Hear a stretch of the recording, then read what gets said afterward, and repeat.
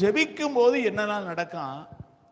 இடம் அசையுது, அஸ்திபாரமே என்ன செய்யுதுன்னா அதிருது. இன்னைக்கு அப்படி ஜெபம் இருக்கா? இன்னைக்கு அப்படிப்பட்ட ஜெபம் எங்க போச்சு?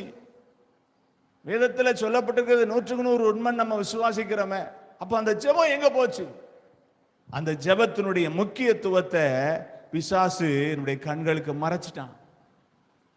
ஜெபம் பண்ணா இதெல்லாம் நடக்கும் அப்படிங்கிற அந்த விசுவாசத்தையே குறைச்சிட்டான். ஏதோ எதையோ சொல்லிட்டு வருவோமே. சிலவங்க சொல்லுவாங்க, எதையாவது மனுவை போட்டு வருவோம், நடந்தா நடக்கு, நடக்கலன்னா போகுது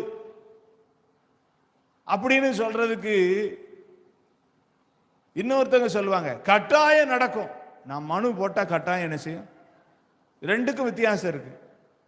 நடந்தா நடக்குது அப்படிங்கிற அந்த அனுபவம் அவங்களுக்கு ஏதோ ஒரு வேண்டா வெறுப்புக்காக. இன்னைக்கு நிறைய பேருடைய வாழ்க்கையில